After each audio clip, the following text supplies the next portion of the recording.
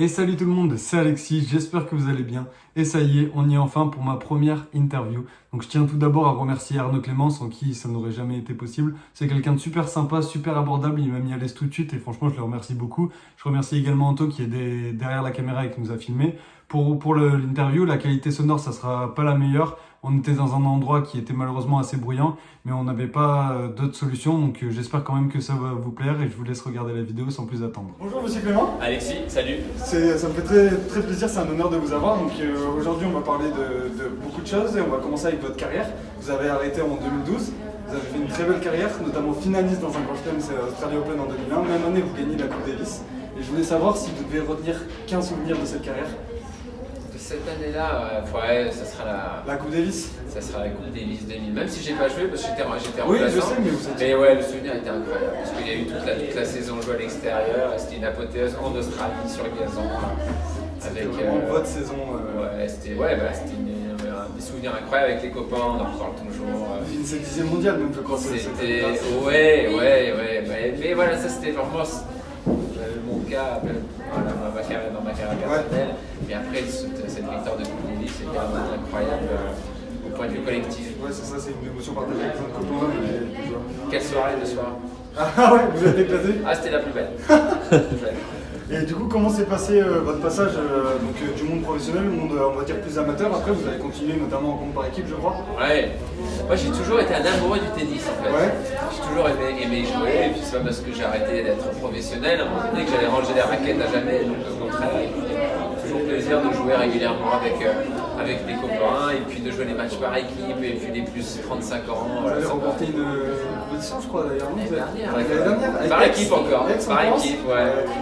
C'est votre spécialité du coup. Et vous avez trouvé des similitudes entre le monde professionnel et le monde amateur par exemple? Oui, alors ça demande quand même un petit peu parallèle. Hein, ouais. Mais oui, après des gens passionnés, des gens qui aiment jouer au tennis, se dépenser, taper dans la balle, courir. Et voilà, donc moi, c'est. Même si encore une fois, j'en ai fait, j'ai eu la chance de faire du tennis mon métier pendant 15 ans. J'étais passionné de tennis avant d'être professionnel et je suis toujours passionné de tennis après ma carrière. Je suis passionné de tennis, pas professionnel, mais je suis également passionné de tennis comme vous. Et du coup, c'est quoi vos motivations pour l'avenir du tennis français par exemple? Écoutez, ça c'est un vaste domaine, on n'aura pas le temps aujourd'hui, mais oui, il y a des choses qui sont faites, qui sont bien, des choses qu'on peut améliorer heureusement qu'on se base pas simplement sur ce qu'on fait actuellement et se dire ce qu'on fait c'est parfait et puis on peut pas faire mieux.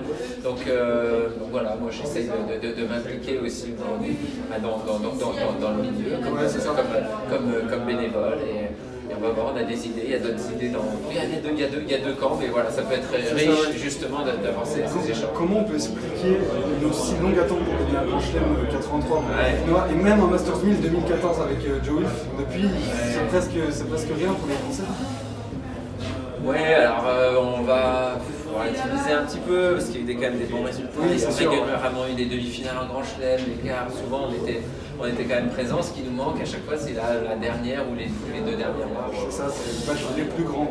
Après, ces immenses champions qui sont capables d'aller gagner les grands chelems, est-ce que ce sont des joueurs conformes ou est-ce qu'à un moment donné c'est des joueurs qui c'est vraiment ça ou c'est deux quoi. Tu vois, c'est des petites, parfois simplement des petites différences au niveau du jeu, au niveau du caractère, au niveau de la préparation qui font que au final ces petits détails ça nous permet de passer les dernières marches aujourd'hui. Là cette année, début de saison, il y a un Français qui crève l'écran, c'est Gaël Monfils, 2 tournois remportés, 3e à la race. Est-ce que c'est peut-être enfin la bonne année pour Gaël de remporter un titre majeur?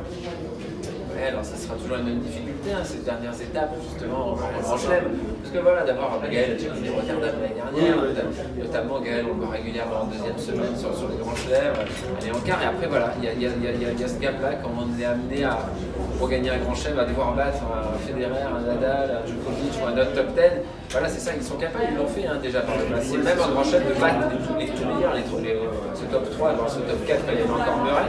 Mais voilà, il faut les enchaîner pour gagner un grand chelem. C'est peut-être en battre un sur le moment, c'est possible, mais battre Ouais. deux d'affilée en demi ou en finale, c'est peut-être le plus Ce compliqué. qu'on n'a pas été capable de faire, mais voilà, après il y a la génération qui est aussi exceptionnelle. Alors faut pas se dire elle est exceptionnelle, on attend qu'elle passe, on va se dire on va avoir une chance. S'il n'y a pas de certains ont réussi, il y avait Silic qui était en train de jouer justement là, sur le central Open 13, il a réussi à gagner la chaîne pendant cette ère exceptionnelle. Del Potro a également réussi. Donc c'est possible. Donc c'est que voilà, si certains y arrivent, il faut voir quels ingrédients ils ont mis. Wawrinka a réussi 3 fois aussi. Donc, voilà. Dernière petite question, vous avez une carrière assez longue, 16 ans, vous avez commencé à 2012. Qu'est-ce que vous pensez de la longévité de Roger Federer qui à 38 ans joue encore au tennis exceptionnel? Ouais, c'est extraordinaire, c'est vraiment extraordinaire. Après, voilà, ça s'allonge en général. Oui, c'est vrai. Moi, quand j'ai commencé à faire, il y avait même pas une dizaine de joueurs au-delà de 30 ans dans les 100 meilleurs joueurs du monde. Je crois qu'ils sont 25. Donc, il y a beaucoup d'explications, hein, les progrès dans la préparation physique, il y a dans la gestion des blessures, dans l'après-blessure, l'alimentation. Le tennis a peut-être changé, évolué aussi. Non, le tennis n'est pas plus économique aujourd'hui que par le passé, peut-être même au contraire. Par contre, on a progressé dans tellement de domaines que cette barrière des 30 ans elle est repoussée bien plus loin. Ce qui est exceptionnel dans le cas de Federer, c'est pas qu'ils soient encore là à 38 ans, c'est qu'ils soient encore capables de gagner des grands chelems à cet âge-là. Ça, c'est complètement fou. On a la chance d'en profiter encore. Ouais, surtout pour nous, les spectateurs, parce que là, des fans, on est des spectateurs. Donc voilà, merci beaucoup Arnaud pour Merci à vous. Salut Alexis, bonne chance. Et voilà, c'est la fin de cette vidéo et de cette interview. Merci d'avoir regardé, j'espère que ça vous a plu. Merci beaucoup encore une fois à Arnaud Clément. N'hésitez pas en commentaire à me dire ce que vous en avez pensé. Et n'hésitez toujours pas à liker et à partager. C'était Alexis. Allez, ciao tout le monde.